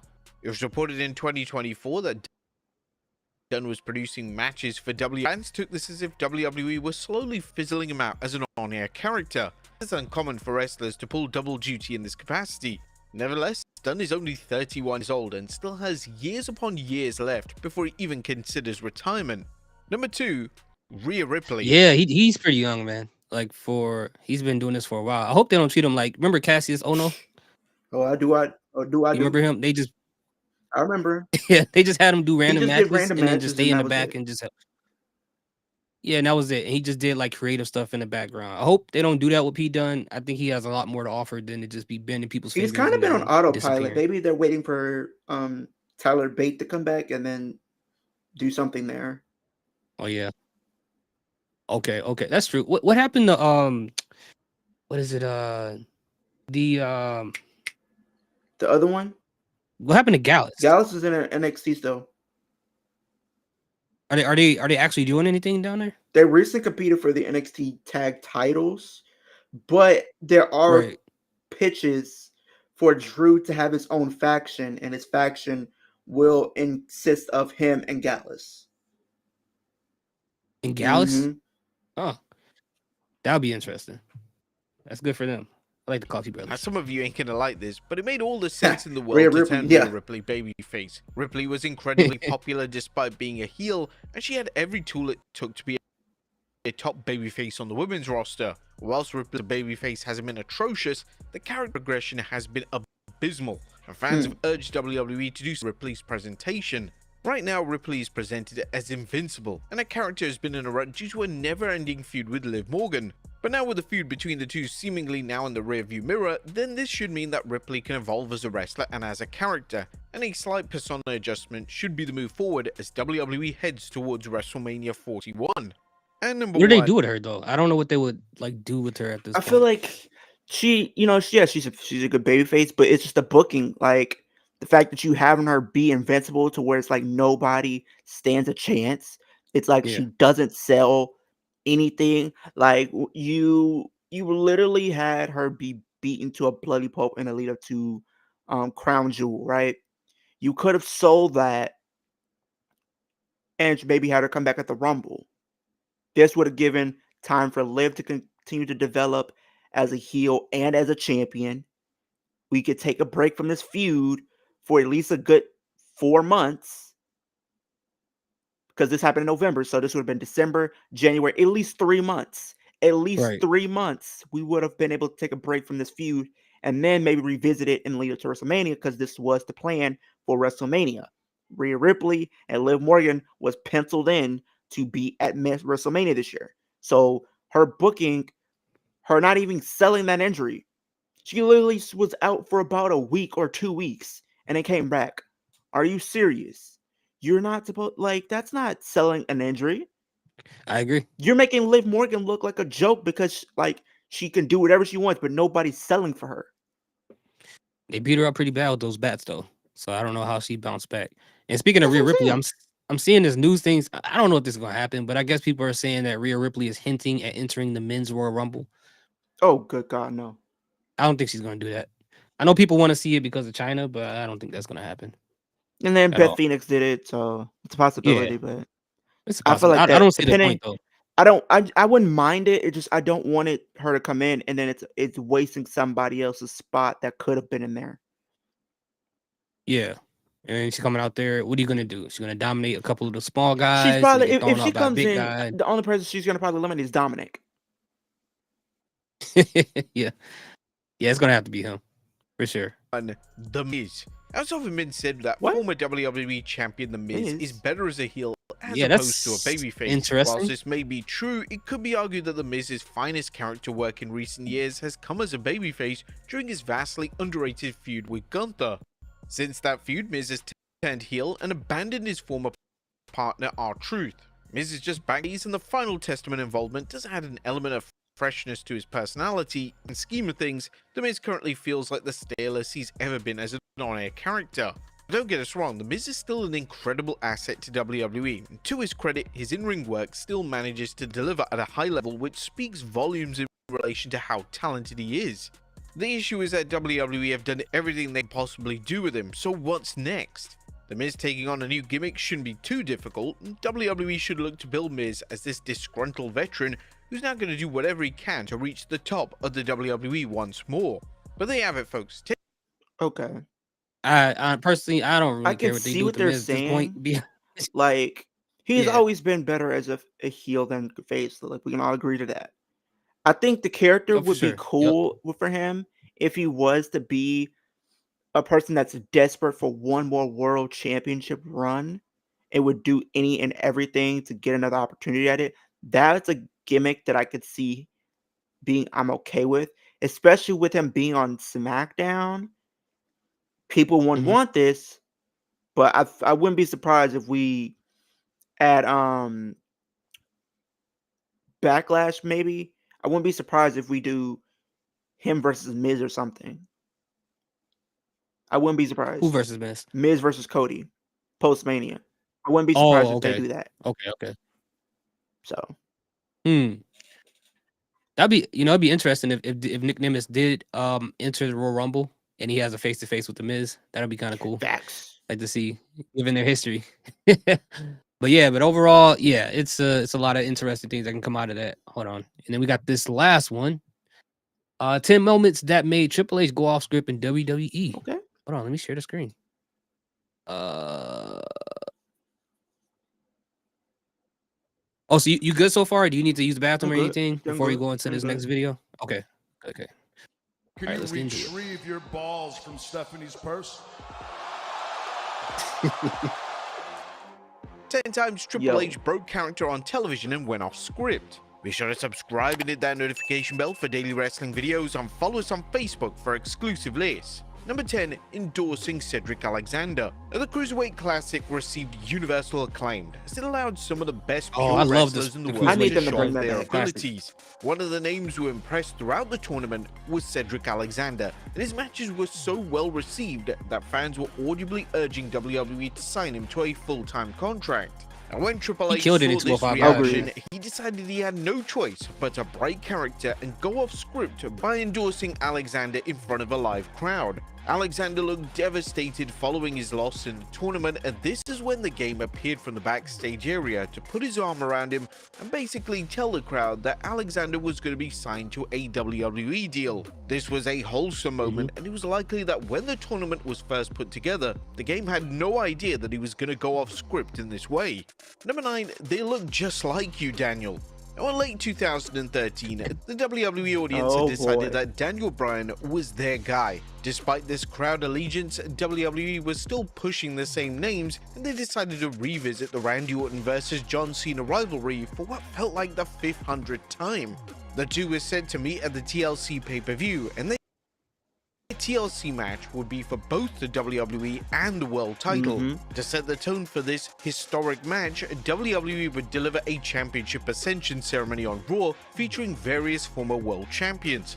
WWE evidently didn't expect the crowd in Seattle, Washington for their home state star, but this is exactly what happened. The crowd weren't remotely interested in any of the names in the ring other than Daniel Bryan. The crowd reacted to Bryan as if he was the biggest star on the planet, and it completely derailed the segment. Numerous names went off script in the segment, including Mark Henry, John Cena, and of course, Triple H. Triple H struggled with how to handle the crowd response, and he decided to improvise, and he proceeded to mock the appearance of the fans by claiming that they all looked like Bryan. Unfortunately for the game, this wasn't exactly an insult to the audience, so they proceeded to root for Bryan even more in one of the most infamous segments in Raw history. Number 8. Yeah, it's not a good insult. You can't tell them that they look like their favorite wrestler. That's how does that work? You could have said anything. You just chose to say that. Like, come on now, let's be honest. Yeah. A tense confrontation. The WrestleMania 40 kickoff show got the world talking, and a tense confrontation between former rivals of Triple H and The Rock was definitely one of the highlights. Now, it was reported after the event that in typical Final Boss fashion, The Rock went off script to confront Triple H, and this confrontation wasn't remotely planned. This meant that Triple H's response was completely improvised, and to his credit, the game handled it extremely well.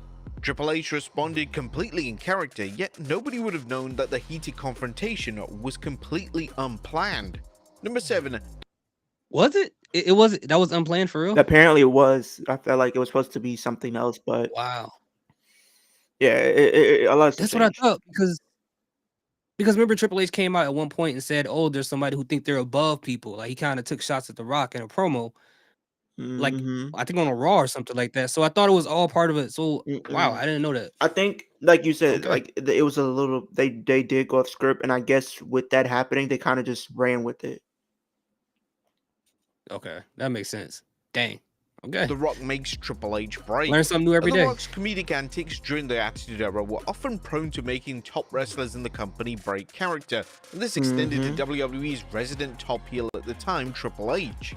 The Rock would cut a promo at the top of the ramp, and during this promo, the Great One would do a hilarious impression of Triple H. The Rock would even poke fun at the game's long-winded promos, and Triple H had no choice but to smirk, as he really just couldn't keep it together. Triple H did his absolute best to remain in character, but the moment was just so brilliant that not even Triple H could avoid breaking. Number 6, Gold. You remember that? I remember that. he said, "I am the game." Goldust's stuttering Man, I love The Rock. antics. During Goldust's WWE run between 2002 to 2003, his character went into a much more comedic direction. While some were critical of this, Goldust's work in the comedic role was fantastic, and he delivered some of the funniest moments ever seen on the Red brand. During Triple H's feud with Booker T, he would have a memorable interaction with Goldust in the ring. Due to Goldust being electrocuted by Evolution, he had developed a stutter. WWE naturally played into the stutter for comedy, and during the promo exchange, Triple H and Ric Flair completely lost it every time Goldust's stutter would emerge. How even Goldust kept it together during that segment was just unbelievable. Number 5, how was your movie, by the way? And when Vince McMahon was running WWE, only a select few wrestlers were allowed to deviate away from the script. Fans saw this firsthand during the Summer of Punk in 2011. Punk, John Cena, and Triple H would often go off script to add to shoot elements to their promos. And during a tense promo exchange between the three, the game truly believed he owned Punk in an unplanned moment. Punk would hilariously bring up Triple H starring in the dreadful WWE Studios movie The Chaperone, and Triple H responded by simply saying, "How was your movie, by the way?" Whilst this rebuttal could have worked, Triple H was engaging in a promo war with one of the best on the microphone, so Punk responded by saying, "Mine went straight to DVD, just like yours."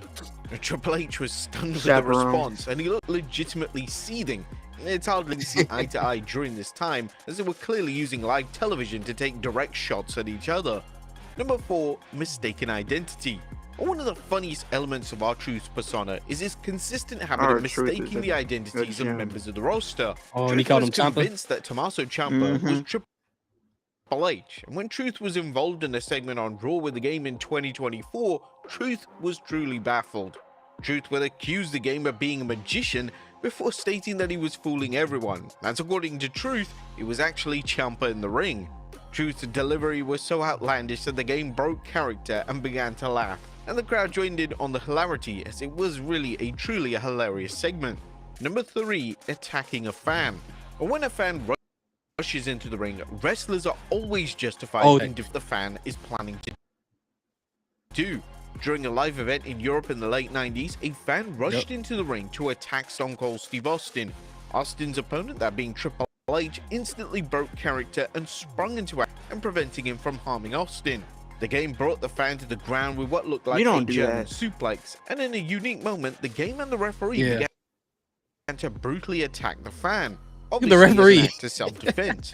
Austin himself offered a great insight into the game-breaking character on his podcast, and this is what the WWE Hall of Famer had to say.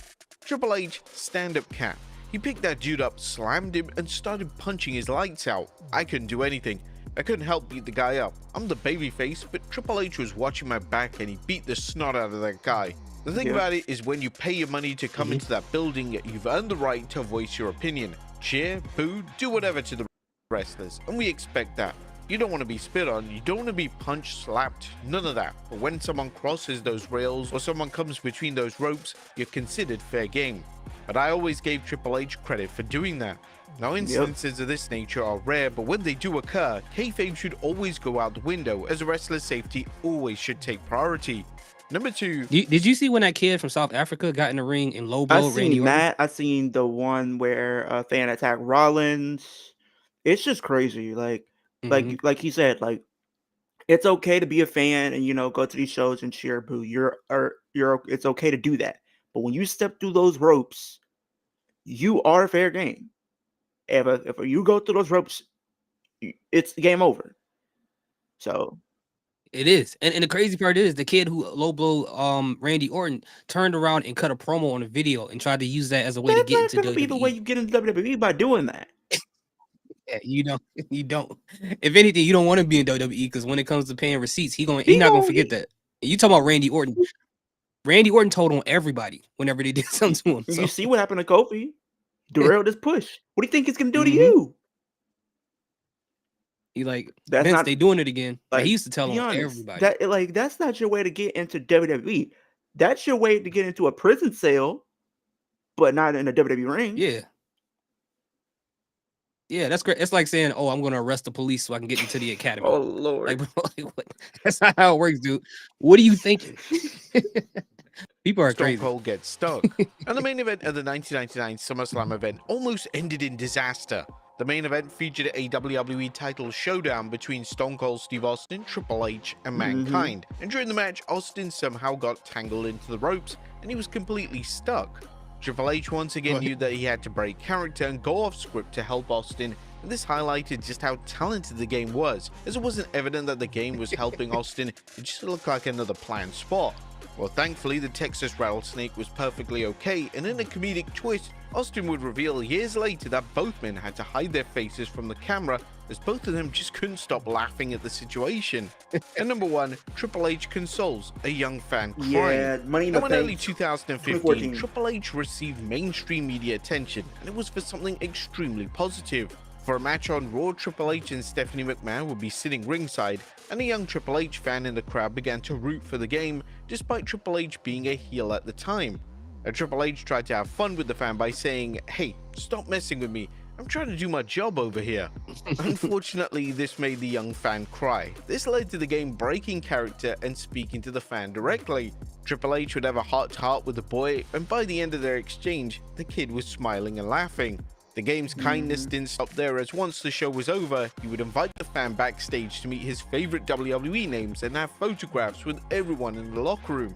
This was such a classy gesture from Triple H, and it was hardly a surprise that the media outlets were quick to pick up this wholesome story. But there you have it, folks. 10 times. Bro, I'm about to buy a ticket to Raw front row right now. I'm about to be crying my eyes out. Real. If that's what you get from that, I'm about to be out there. I don't crying, think it bro. works for us though. That is I crazy. think we just gonna get it. We just gonna be looked at like weirdos at that point. Like, no. You're gonna get kicked out. That's what's gonna happen. They're gonna get the people in all white to come pick us up. But yeah, that's crazy. That's crazy. But yeah, I guess that's about it for this one, man. What you doing for the rest of today? Probably just watch some old WWE pay-per-views and stuff like that. Probably watch some more Rumble matches and Money in the Banks and stuff like that. That's kind of usually how I spend my Sundays. Okay, so you got some videos or something coming out, or already planned out for the week, or? I already got them. Already got thumbnails ready, pretty much. Just need to record, and edit and drop them. Money in the Royal Rumble predictions coming out this week. Okay. Raw watch along tomorrow. Might do NXT, AEW for sure. SmackDown, Rumble. Probably gonna do some previews like with the match, but put them in like 2K and see how the AI predicts these matches. That's kind of something I usually do. Might be on Kikin or Ross once again this week for Royal Rumble, so I'm not sure yet. Really? I don't want to say yes. Oh, that's what's up. It's a possibility. So, you hear that? No. All right, I gotta get my sound effects working then. That was hand claps, but I'm gonna do it in person. I got like this the stream deck here that with the hand clap sound effect, it's not working properly, so I gotta figure that out. I think they usually mainly just use OBS or work through OBS. I think. Yeah. Okay. Yeah, I gotta set mine up. I just got it out the box and everything. But yeah, that's cool. You're gonna be on Kick It In with Ross once again. Possibly, man. Possibly, that's what's up. Ross is a stand-up guy for that, man. That's pretty cool that he did that for you. That's dope. But yeah, guys, if you aren't already, please subscribe to Kicking It with Leo. Check out his channels. He got some videos lined up this week. Subscribe here as well. And next time I'm trying to figure something out. You were like the guinea pig or the tester to figure out how I want to do this whole thing with having somebody on the show. I'm gonna figure out some interactive to do with the chat and with whoever I'm doing, like if with you, figure some things out so we can have a lot more stuff going on. But yeah, thank you again, bro. Thank you for taking the time. I had you on here for a while, huh? It's been what, 2 hours? Yeah, 2 hours. Just went over a little bit, 2 hours. 2 hours. Oh, a little bit over 2 hours. Okay. Yeah. Yeah, thank you again, bro. I really appreciate you stopping by. We're gonna get you. Let's get this man to 1K subscribers, please. Again, subscribe to his channel. Let me know what you guys think in the comment section. I appreciate you guys for joining us. All the people who are not bots. Yeah. At the end of the day, we're gonna check out. We got things to do. I got a car to work on. I got football to watch, and Leo got videos to do. So everybody who joined us, thank you so much. Hope you guys have a good day.